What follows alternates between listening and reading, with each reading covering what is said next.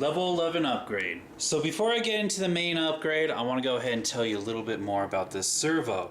The servo I have in there is a 2056. Now if you know your servos, that is way too weak for this RC, especially now that I have these huge tires on there.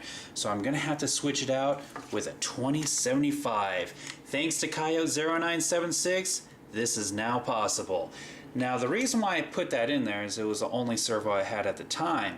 Now I'm not going to be showing the process of me replacing this because, well, I did build this RC from the ground up. So if you want to check that out, click on this link. Otherwise, you can go ahead and click on this link and it'll take you straight to the part where I installed the servo.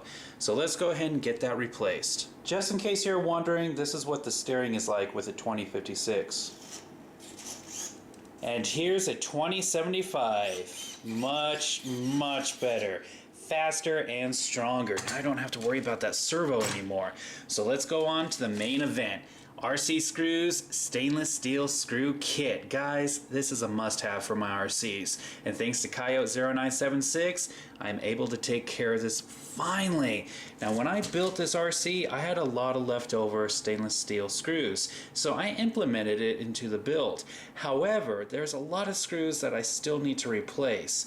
And thanks to this, I'll be able to take care of it finally. So I'm going to go ahead and remove the tires. It's going to make it a lot easier. I'll point out what I've replaced already, and I'll show you what I still need to replace. So before I replace the rest of the screws, let's go ahead and show you guys what's inside of here. They literally have every single type of screw you need to replace all the stock ones, except for shoulder screws. They also include the nuts, grub screws, and some washers. And on top of that, they give you some Allen wrenches. The sizes for those is 1.5, 2, and 2.5 millimeters. You're gonna need them because all these screws are hex. So if you don't have hex screwdrivers, you're going to need those. So now that you guys know what I have, let's begin. So let's go ahead and begin with the front assembly. To take it off, I have to remove 4 screws.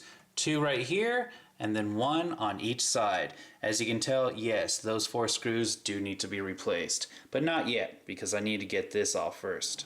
With those 4 screws gone, I need to go ahead and flip it over and remove 1 more to pull off the front. This screw right here. Alright, now that I got the front assembly, I need to go ahead and take off one more thing, and that's the front bumper, so I'm going to have to remove these 3 screws. Once I get those 3 out, I need to go ahead and remove these 2 top center ones. Okay, now that the front bumper's out of the way, I can point out all the screws that need to be replaced and the ones that I have replaced. So we have 5 on the front bottom, we have 2 on the front of each A-arm, 1 in the center, we have 4 that hold in the shock tower, 1 on each side for the upper link, and that goes for both sides. We have 1 on each side for the turnbuckle. We have 2 that hold in the steering bell cranks. For the axle carrier, well, we have a screw on top and bottom, but those are shoulder screws, so we can't do anything with that. On the very top, we have 2 that hold in the body mount, and then on the bottom, we have 2 more. Not to mention the other screws that I had to take out to get the front assembly off. Also on the bumper, we have 2 more. So let's go ahead and get that all replaced, and then we'll go ahead and put it back together. So I think the easiest way to replace these screws is literally just take 1 out at a time. Once you get it out, go ahead and compare it to the ones in the kit, and once you find a match, go ahead and replace it.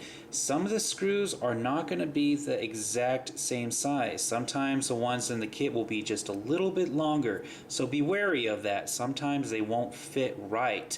If that happens, I've just filed them down in the past or cut them off with some bolt cutters.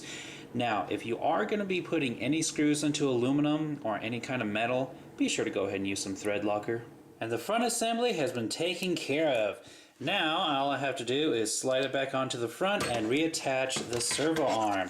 Also, remember that you need to go ahead and replace these 2 as well. Alright, the front's been taken care of. Now it's time to move on to the back. The back assembly is held in with 4 screws. So we have 2 on top and 2 on bottom that we need to remove. Now that that's been taken care of, you need to go ahead and loosen this screw that holds the motor in place. When that screw's tightened, it's not going to let the spur gear go freely, so believe me guys, it's just something you need to do. Once the motor can be moved, then you can pull off the back. Sometimes it takes some tough love, guys. So now we're going to go ahead and move the motor to the side and then pull this out. Believe me, we need it out. There we go. Slide the dry shaft back in. So for this, we have 3 screws to replace as well as the grub screw. On here, we can already reach all the screws. So we have 2 on the front of each A-arm. We have 1 on each side of the upper camber link. We have 2 that hold down the body mount. We have 4 that hold in the rear shock tower. Then we have 2 that hold down the rear wheelie bar, and then 1 in the center back. And finally, 4 on the bottom. So let's go ahead and replace the ones that need to be taken care of. A quick note, once you replace that grub screw, remember you can pull this off and replace this nut with a stainless steel one. So before I put this back onto the chassis, there's a secret little screw that I need to take care of. This one right here. Once you replace that, then you can go ahead and shove this back in and attach the rear assembly. Now that the rear assembly is back on, there's 2 more screws in the very back that you need to replace. Right here and there. After those 2 are taken care of, you need to go ahead and remove this cap by undoing this screw. Alright, once you take off the transmission cover, you can go ahead and take off the motor itself just by undoing this screw, which also can be replaced. There's 2 screws that hold on the motor mount to the motor. After you get those replaced, there's 1 on each side that holds the transmission down, as well as 1 for the cable tie, 1 on each side of the battery tie down, and then over here on the receiver box, there is 3 on each side, 6 in total. There's 1 right underneath it. Then you can replace the grub screw, all 4 screws that hold in the servo, and the final screw is the one that goes on the other side of the ESC. Once you get all those replaced, then you are done. And if you want to, you can also replace the grub screw that holds on the pinion gear.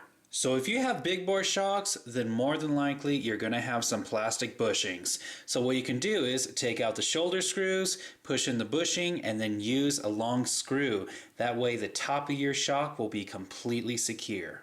And this upgrade is finally done with, but before I end this video, I want to go ahead and mention a few things. First of all, hold on to the case. It's an awesome place to put some spare RC parts. You will also be left with a few extra screws. That's one of the reasons why I love this kit so much. But there is one thing I forgot to mention.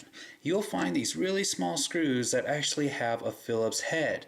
These are meant to replace the screws that hold your diff together. If you want to go in all the way and replace those, go for it. I've never done it because, well, those screws are always covered in grease, so they're never going to rust. Also, with your stock screws, don't throw them away. Hold on to them. You'd be surprised what use you can find for them. But this upgrade is now done with. Thanks again, Coyote, for the awesome help. And that was Reaper's level 11 upgrade.